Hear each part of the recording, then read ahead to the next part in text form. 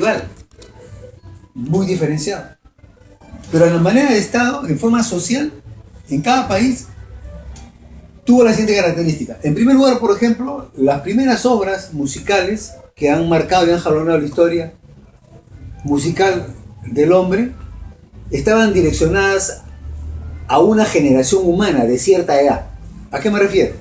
Que no estaban direccionadas, por ejemplo, estas obras a los bebés, a los púberes, a los adolescentes, a los jóvenes, sino muchas veces, casi siempre están direccionadas a las edades mayores,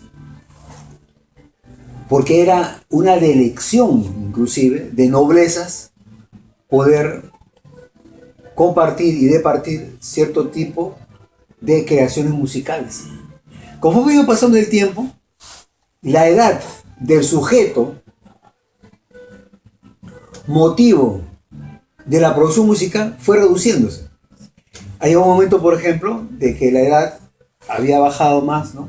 Ya no era tan alta, ¿no? Venían los boleros, por decir, los tangos, los boleros, después más bajo, ¿no? El rock and roll, más joven. Y después más bajo, ¿no? Hasta llegar, por ejemplo, los menudos, y después más bajo, ¿no? Y finalmente ha llegado al término ya del ruido. El ruido que es más bajo que ni siquiera es ya del bebé, sino es del uterino. ¿Por qué? Porque el uterino estando en el interior de su madre, lo que recibe es bum, bum, bum, bum, bum, y bum, bum, bum. Todos los ruidos digestivos y pestíferos de su madre lo recibe, ¿no? Y el golpeteo del pálpito del corazón lo recibe. Entonces y está en un estado, digamos, adormecido. Entonces eso es lo que ha vuelto ahora como moda, ¿no? Y al que no tiene nada que hacer, digamos, por su realidad social o nacional, le encanta retrogradarse y volver al estado, digamos, intrauterino, ¿no? Y volver a percibir esos ruidos. Y si está borracho, mejor todavía. Entonces, está borrachito y está sintiendo ruido, es como que ha regresado, ¿no? Antes de nacer, o sea que se ha vuelto por la concha de su madre que lo parió. Y está contento y feliz. Esa es la gran verdad. Esa es, por ejemplo, una explicación bien concreta, psicológica, ¿no? Sociológica, histórica, ¿no? De la involución de la capacidad de pensar del peruano. Ahí está todo, ¿no? Y entonces al niño, ¿qué se le hace? El niño dice, no, tiene deficiencia en comprensión lectora.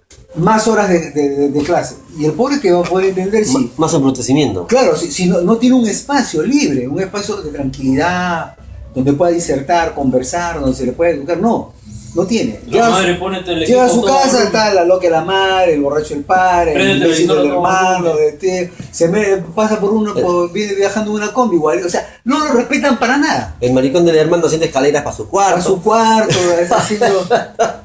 El otro haciendo, ¿cómo se llama? Con concursos gay, no es posible. Y el otro... ¿Y acá cómo es? No, es que esa es la realidad. ¿Sabes quién tiene la culpa? Todas las personas que mientan la madre de la otra persona. Al final, claro, lo retresa, lo vuelve a meter. Claro, cada vez que lo regresa, entonces les gusta más, pe. Eso, yo lo que hice es escribir a Hildebrand esto, para decirle, ¿no? La teoría del por qué mucha gente, ¿no? Tiene un gusto especial de regresarse por la concha de su madre que lo parió. Y como yo sé que Hildebrand es liso y le gusta eso, le iba a encantar. Le iba a encantar, ¿no? Un retorno. Pero viene a veces un retorno, ¿no? Antes da su hotmail de... No, pero sabes que me va a decir, tráeme la lavada y me va a decir. Porque al final... Pero es que es eso, ese es el retorno. Y al final, mira, si tú analizas, hay que ser medio jodido, ¿no? Si tú analizas, hay muchas actividades nuestras que tienen un signo, y el signo es retrogradar. O sea, volver por donde hemos nacido, y de verdad, es una lisura tal vez, si lo digo, pero es eso, o sea, ¿por qué? Porque... Aunque sea inconscientemente. Aunque sea, claro. Sí, ¿sabe por qué? Porque para cada uno de nosotros es un reto haber venido a la vida. Claro, es una lucha. Es una lucha, pues, ¿no? Y entonces cada vez que vemos una oportunidad de dar un paso atrás, pues entonces lo vamos a dar. Claro, con cualquier tipo de acción. Claro, lo vamos a dar, ¿no? Porque ves un alivio ya, ¿no? Claro. Es una catarsis hacerlo, ¿no? Y eso es una ley. Y cualquiera diría, no, que este tipo pues es un tipo, a lo mejor es un inmoral, ¿no? No, sino es una ley humana, ¿no? Y además, mira, antiguamente había una gran adoración Préstame, yo lo puedo distinguir. para la vulva, para la vagina. No, espérate. La vagina ha sido, está, mira. sí, no, ¿dónde está? Sí, Hildebrand en sus 13, acá también otro. Prensa, Aurora Hildebrand en sus 13. sí, como... Siga en sus tres, es una publicación de En Villa Plutarco. Arau, pues sí, ese sí lo publica. Pero es que mira, se ha perdido la consideración que debería tener, ¿no? El simbolismo vaginal, el significado, ¿no? De el dogma vaginal, porque es un dogma vaginal también, se ha perdido con la sociedad, digamos, de clases, ¿no? Se ha perdido, ¿no?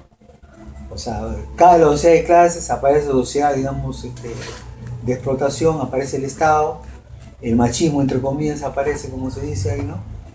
Y decae todo, ¿no? Y decae, se desvalora, se distorsiona, se desfigura, se caricaturiza, o se corrompe la imagen digna que debe tener la vagina femenina, ¿no? Se corrompe, ¿no? Por ejemplo, hay un tallado de madera en Cuela, en la selva peruana, en una choza donde aparece una mujer así en maderita, hecha así, con las piernas abiertas y la zorra abierta, ¿no? Claro, para cualquiera puede significar un dibujo obsceno, dice, ¿no? El ignorante, pero eso no es un dibujo... En esa época no era para ellos. No es dibujo obsceno. Claro, no era. No, y ni en ninguna época lo es tampoco. No lo es, claro, solo No lo es. lo han impuesto. No lo es, ¿no? Claro, No lo es. claro. Lo que pasa es que hay una persecución concreta a la sociedad sin clases. ¿Te das cuenta? La sociedad sin clases justamente eso es la madre. Es la vagina. Es la sociedad sin clases, es su símbolo. Claro, es nuestra aplicación que nosotros damos. Claro, estamos entonces equivocados. la ideología burguesa te va contrabandeando y te va sometiendo, digamos, a una serie, digamos, anquilosada, ¿no? de anatemas, maldiciones, y te dice, no, conche su madre, y para que tú lo sientas lo más terrible, lo más horrible, ¿no? Lo peor, ¿no? Y entonces te descerebra, pues, te descerebra, ¿no? Entonces, como en Cuela había eso, ¿no? Porque ellos todavía están en otra época. Están en otra época. O sea, hay muchas cosas, pero todo está ligado, pues, ¿no? Todo está ligado. Y el problema, repetía, la diferencia es que hay de, por ejemplo, en Venezuela tienen que seguir luchando, el pueblo tiene que seguir luchando por sostener sus misiones. Claro. Se cae el gobierno bolivariano, sea de Maduro, de Verde, o de Pintón, de quien sea, pero que es bolivariano y se cae, pierden sus misiones. El pueblo venezolano no va a pelear, porque ahí está su pan. Acá no hay misiones, acá hay cosas y acá hay remesas. Esa es la gran diferencia. Acá, ¿quién sostiene entonces toda la inmundicia que tenemos de cultura? Lamentablemente es la remesa. Porque es así de dialéctico. Porque si no hubieran remesas, el pueblo no puede estar con inmundicia. Tiene que ya trabajar algo, necesitamos... ¿Por qué vamos a estar vendiendo el cobre barato? Y una vez lo industrializamos, lo vendemos más bien como alambre electrolítico, como motores, ¿no? Ni hablar de programas políticos, ¿no? Aquí no hay nada que... No, pero aquí todo el mundo, no le importa, son piedras, minerales, no importa. Eso no vale, que lo compren los chinos. Por la remesa. No, entonces, todo está vinculado. O sea, todo explica a la vez a sí mismo y a la integridad. Porque es una sola cosa. ¿Tú qué dices, Roberto, ¿y Grupo más o 5? menos cómo has sacado el cálculo de que son 5 millones de dólares que ingresan por remesa? Son 5 millones de remeseros, de remesas. De remeseros. De De personas. remeseros, de personas, de envío. Son 5 millones de personas que envían dinero.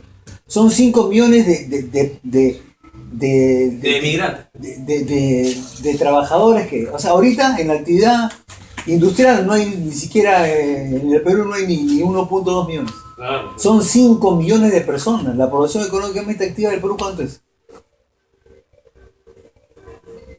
14, 18 millones. De ellos 5 millones son los que están enviando, que están parando la olla acá. Si no, el Perú estaría en crisis. Claro, ahora sacan la cuenta eso por la cantidad de dinero que mandan, de Claro. forma global. Son 5 millones de puestos de trabajo que no hay acá. Son 5 millones de familias múltiples. Porque no es una familia de 1, 2, 3 personas, sino son que le envía para el abuelo y el abuelo para el cuñado. Y que una tal. vez que ese dinero Claro. llega acá es activado. Claro, es activado de una otra la forma. medida, y circula, Claro. es circulante. Sería por un lado y por otro el narcotráfico. Ah, Sicariato. narcotráfico, de hecho, Claro. el narcotráfico. Todo eso. Narcotráfico. Y todo eso es lo que hace sostén a la cultura, digamos, Peruana. no, a la cultura actual, ¿no? Bueno, lamentablemente es peruana, pero a la cultura actual, esa cultura chicha, toda, hasta eso es, pero, por eso que yo con eso no pasa conmigo, es para el ignorante, ¿no?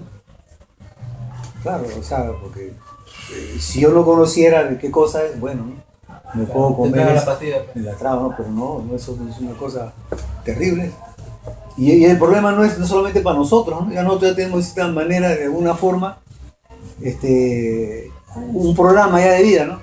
Estos niños nuevos que vienen, ¿qué van a terminar? Los maras. Ladrones, maras, prostitutas, todo, ¿no? Secos. Claro. O sicarios. Claro, esa es la verdad. No, esa es la verdad. Esa es la verdad. Y sin embargo seguimos con la chicha, con la esto, con la seguimos con la idiotez.